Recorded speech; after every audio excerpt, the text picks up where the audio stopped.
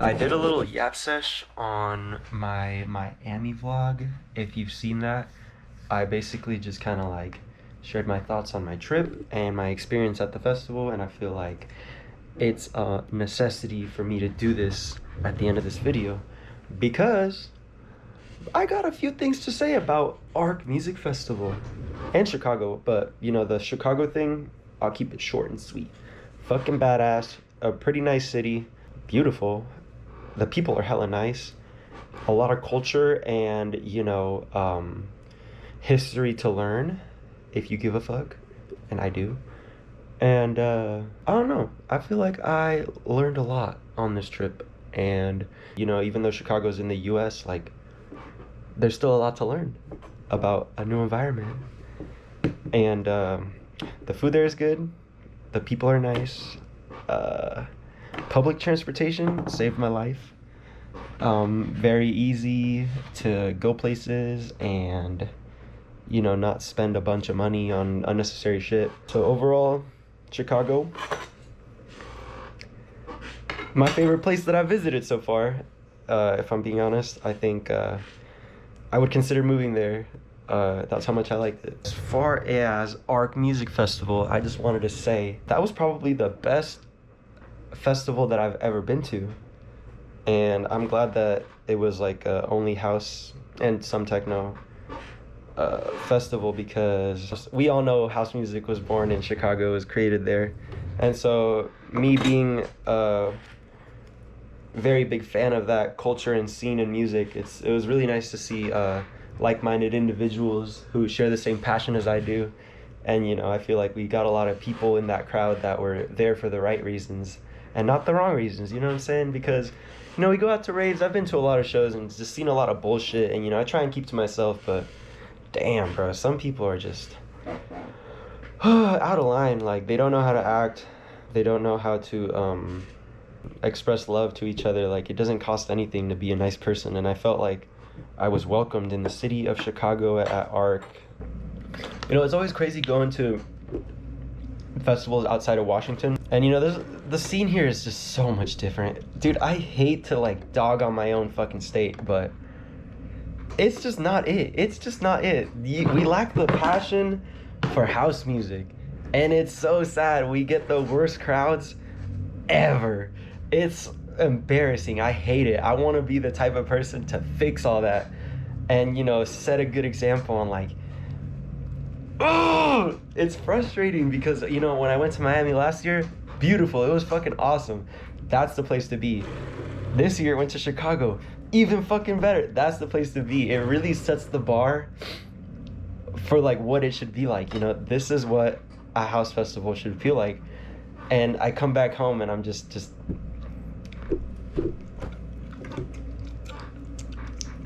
it's just not the same. It's just not the same, and it's sad. We're working on it. So yeah, that's another reason why I really like ARC. Is it's just a lot different than what I'm used to, and I'm sure there's a lot of other places in the world that are probably better or just as good, like Europe, Ibiza, South America. But just Washington's not it. It must be like a West Coast thing, because I hear the fucking crowds in LA are also dog shit. So West Coast has good rap music, but not house music. Let's do some shit about it. You know what I mean? If you're watching this, let's do some shit about it. Be a good example, be a good role model, and fucking, you have the power to improve things. That's all I gotta say. What made ARC really, really cool compared to the other festivals that I've been to are the food wasn't expensive.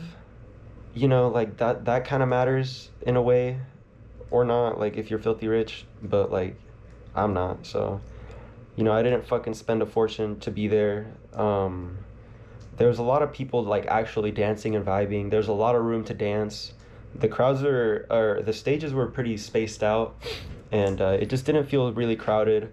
Yeah, there's a lot of foot traffic sometimes, but once you get into the pit or whatever stage you're at, you're not cram-packed like a fucking can of sardines, And so I thought that was really nice. Not a lot of people had their phones out. They were just like, locked in, fucking vibing to the music, you know, had a lot of people on the same wavelength and, you know, just looking around, dancing, feeling themselves. It was a beautiful sight. The weather was really nice, and Arc was beautiful. Now, I want to go into detail on some of the sets that I saw, because holy shit, bro. There was a lot of firsts for me, and you know, like I'm a fan of a lot of people, and you know, like a lot of people are on my bucket list, and I don't really know what to expect, and I just go in with an open mind, and I let the music kind of tell me how to react.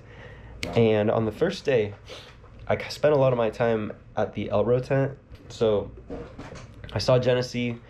Only the last 15 minutes of a set, because they didn't open the doors on time because they were waiting for a permit for a stage or some shit, like some fucking bullshit. Like that was the only bad thing. It was like on the fucking first day, but yeah, we saw Genesee, then Shermanology, and Shermanology was cool. I've seen them a few times. You know, they got down, but I was kind of in the back, just kind of chilling. And then I saw Bastion Bucks. He threw down. I like his style of mixing. Very groovy, very fun. I was by myself for that set, and I think I missed Adritique. I don't know if I said it right. You know, Bastion Bucks. He threw down. After that was Max Dean and Luke Dean back to back. But what happened was Luke Dean couldn't make it, so they had Hot Since 82 play first, and then at the end of his set, Max Dean and Hot Since 82 were going to do a back-to-back together. But what ended up happening was Hot Since 82 played first for about 45 minutes or like an hour. I think he played for an hour. And by that time that I was like at the start of his set, I was already so tired. Like I have chronic back pain. Like it fucking hurt. Anybody who's in my like rave circle or just knows me personally, I'm always bitching and moaning at the rave because my back hurts. Like, and I was sober. I didn't have anything. Like I didn't have any painkillers or anything. And the music that Hot Since 82 was playing literally fucking put me in a trance. It took over my body. I had such a euphoric high. I don't know what that man was playing, but it was the best. It was personally my favorite set of the night because, you know, I couldn't feel the pain in my body. I was just dancing. I had hella energy to dance. It was just like, oh, bro, I wouldn't say I was unfamiliar with this game because I knew he was good. You know, that man's a legend. He's been hot since 82. But dude, I was just blown away. Like, it was a really good first time. Like, that man made a really good first impression on me as far as live sets. And dude, like, I don't know, I was just feeling the music to the max. And then after that, Max Dean came on. They did a little back-to-back for 45 minutes. And it was good, but it kind of threw me off because, you know, originally it was supposed to be Max Dean and Luke Dean. And they have good compatibility, you know, they're the Dean brothers. Not literally, but, you know, they're the Dean brothers. You know, they go back-to-back often. I feel like they would have had a really good set together. But the chemistry between Hot Since 82 and Max Dean wasn't really there, in my opinion. It was still good, but, you know, I lost a little bit of momentum from where I was before going into that back-to-back. And I wouldn't say it was bad, but I wouldn't say it was, like, good. Anyways, so yeah, that happened for about 45 minutes, and then Max Dean went on his own to close out the night, which was for like another 45 minutes. And that motherfucker got down. He kind of brought the party back up, and you know, I'm kind of glad that happened because this wasn't planned at all. You know, they had to improvise for, you know, Luke Dean not being able to make it, and you know, Max Dean definitely had a good set. But as far as day one, Hot Since 82 took the crown as my favorite set. Now, day two. We went there at the very start of the doors open because Slam was opening the Elro tent. And if you don't know Slam, boy, you better fucking get on that shit right now. They're a duo, and you know, they're pretty underground. I remember listening to their first few songs, and they had just about like 1,000 monthly listeners, but they already had separate fan bases because of their duo.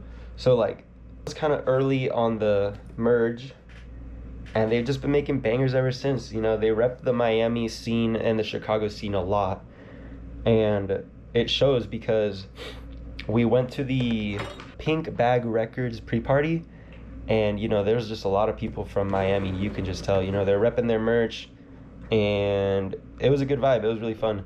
But on day 2, you know, I was one of the first people in. You know, I was front left, took a video. The crowd was kind of empty, but bro, within like 10 minutes, hella motherfuckers showed up to their set, and it was just fucking vibes from there. Very heavy bass lines, very groovy tracks, a lot of different wonky sounds. I like their style, and if you haven't checked them out, you should definitely check them out. But they did not have my favorite set. Maybe top 3, definitely top 3. Shout out Slam, good job. From there, I took a little break sitting down because my back hurts, and I saw Luke Alessi back to back with Matissa. My first time seeing them, pretty fucking fire. Then from there, I bounced over to the actual expansions stage for Ranger Truco, and that is one groovy ass white boy, and I've been fucking saying that for the longest time. That white boy can get down. I like him a lot. He's really cool. Did he have the best set?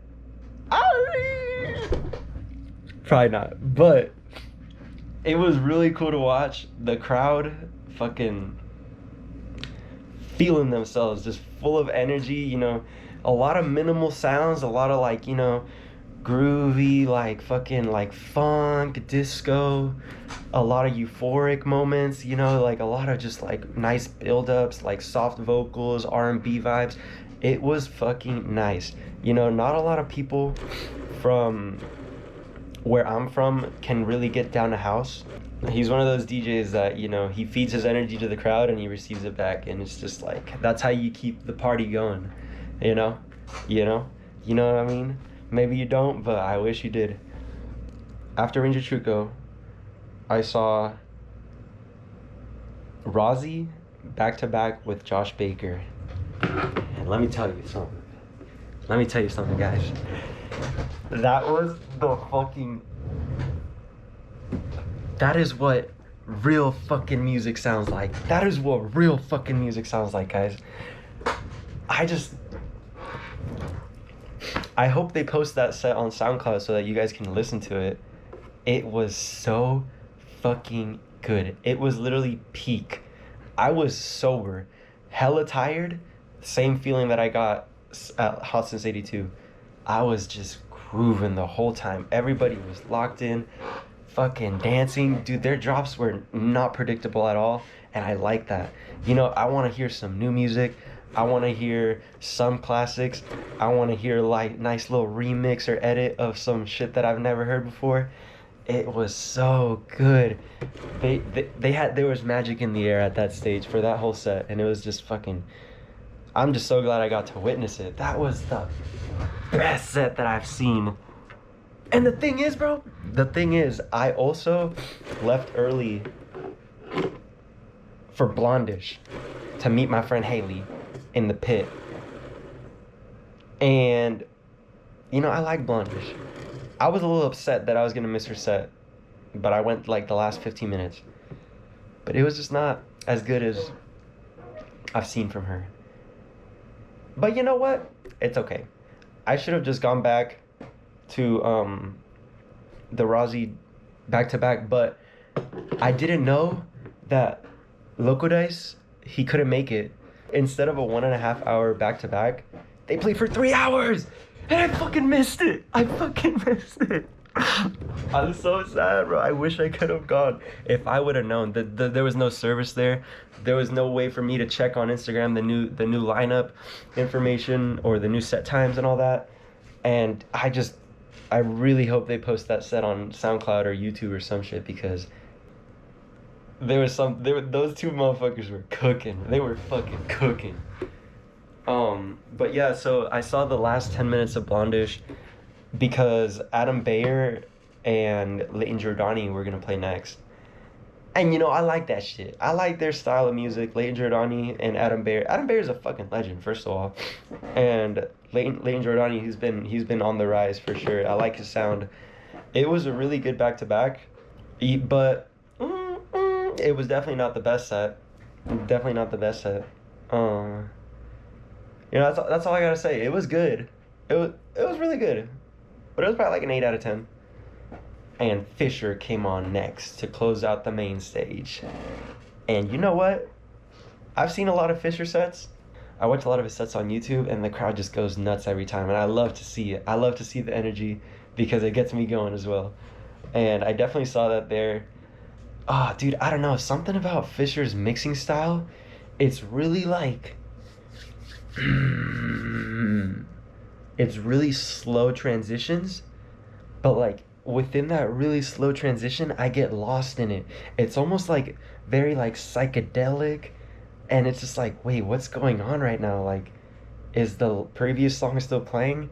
When did he transition to the next? I don't know. Like, it's really hard to explain what Fisher does in his mixing. Like, it's really slow, but it has such a good impact. Like, he delivers with it, and I don't know. I gotta shut the fuck up.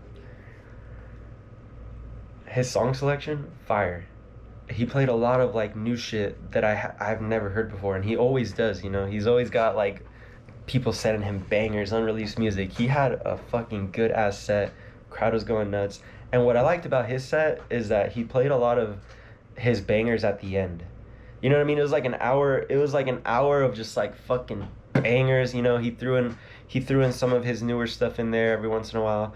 But like at the end, he saved all his bangers till the end, and I really like that because he really set the tone, got the energy up for like the beginning of the set. Did he have the best set? No, he probably had the second best set, tied with Slam. A three-way tie between Slam, Ranger Truco, and Fisher. But my favorite set of day 2 was Rozzy back to back, Josh Baker. Good shit, boys. Now, on to day 3. So, for day 3, went in a little later, but the first set I saw that day was my favorite DJ right now, Abo. I love Abo. But yeah, I've seen him 3 times now, and I feel like the first time I saw him, really good. Saw him at Day Trip recently. It was good, but he only had a 1-hour set. Like, compared to the first time I saw him, he had, like, a 3-hour set at, like, a small club in Seattle. That's badass. Like, he had time to do his thing. Day Trip, he was only limited to 1 hour. It wasn't my favorite set that he's done compared to, like, all the other shit that I listened to on SoundCloud and YouTube. But it was still really good. But this set, he played an hour and a half of just bangers after bangers in the Elro tent. So like, dude, the vibe was chill. Everybody was dancing. Everybody was singing along. He played some crazy shit that I've never heard before, and then he played a lot of his unreleased music. And since I'm a big fan of Abo, I know a lot of his unreleased music, and he played every single one that I've been wanting to hear. And so, because of that, I really enjoyed his set. It was a good way to kind of start things off for the day. And, I got a little emotional on the last day, like I was having such a good time, I didn't want it to end. But I saw a lot of good sets. So, personally, I want to say that Abo had the best set of day 3. I think they're gonna post it on YouTube because there's a lot of camera guys behind him and in the crowd and by the rail, and I think they're gonna post it on YouTube. So hopefully you guys can hear what I heard. After that, we took a break. It was like a 30-minute break, and then we saw Kedama at the 909 stage, Area 909. It was a smaller stage, but I feel like I didn't, honestly, I'm gonna be honest with you. He's more of like a techno hard groove DJ. So I was unfamiliar with his game. About a year ago is when I first found out about him. And I really liked a lot of his like trending songs.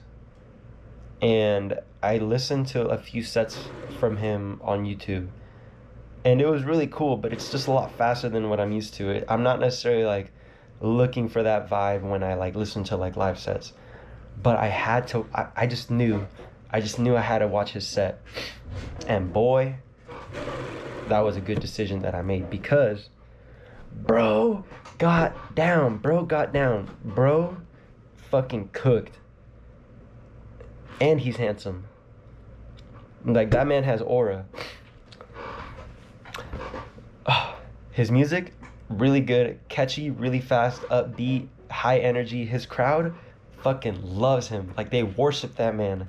Like I'm sure it's a good feeling for him. Like song selection, fire. He does a lot of like actual mixing, which I like. Um like Mal P is another good example of this. Like he's the type of DJ that can like play mashups on top of mashups, like layer vocals on top of instrumentals, and have like 3 songs playing at the same time. And he did that. And like I was able to hear that, and it catches you off guard because if you pay attention, you're like, oh, that's not supposed to be there, but it is, and he's making it sound really nice. And so I like the way he mixes his music, and that really stood out to me. You don't hear that a lot. Played all of his classics. His crowd was fucking singing along. Got some really good footage, and there are some moments that were like really euphoric and melodic, and I really like that. Like I don't know, I didn't know that I needed that in my life, but like I just felt like such appreciation to the music, even though it was a little bit out of my like comfort zone. It was just really cool to experience. He probably had one of my favorite sets that night, or actually like for the whole weekend. Like he definitely had one of my favorite sets of the weekend.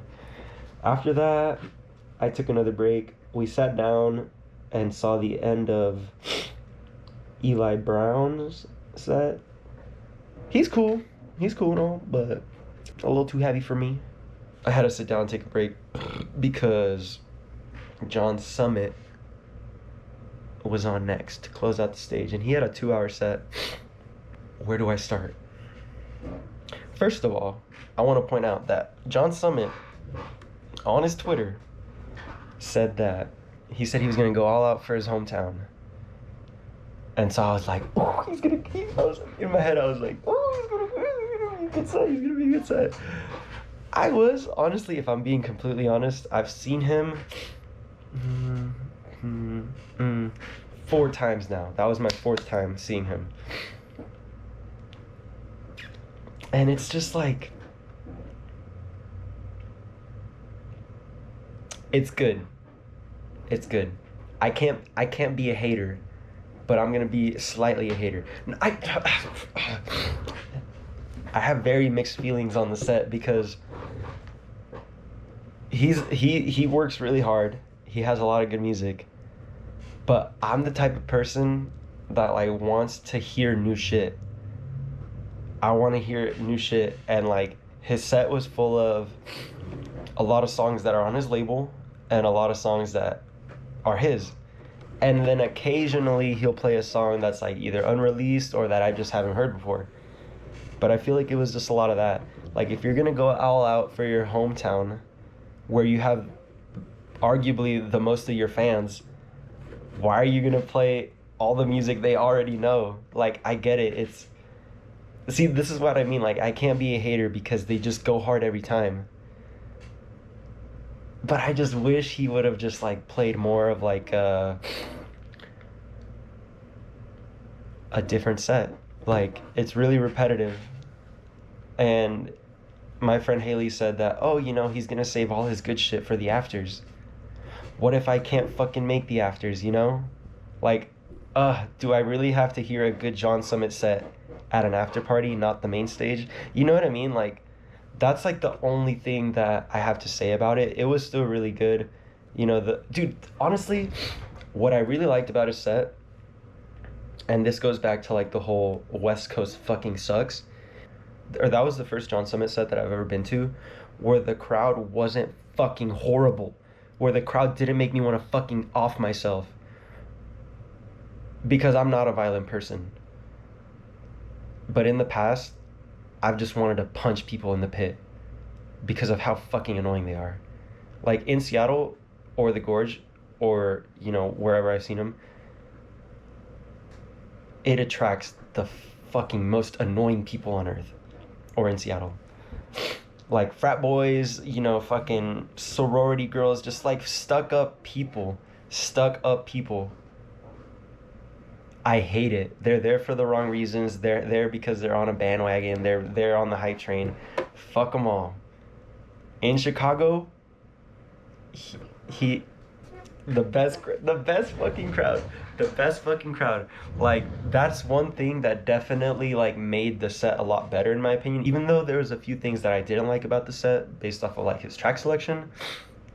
The crowd kind of made up for it because I was still having a really good time. I was still singing along to the classics. You know, the crowd really delivered, you know, is what I'm trying to say. Did he have the best set of the night?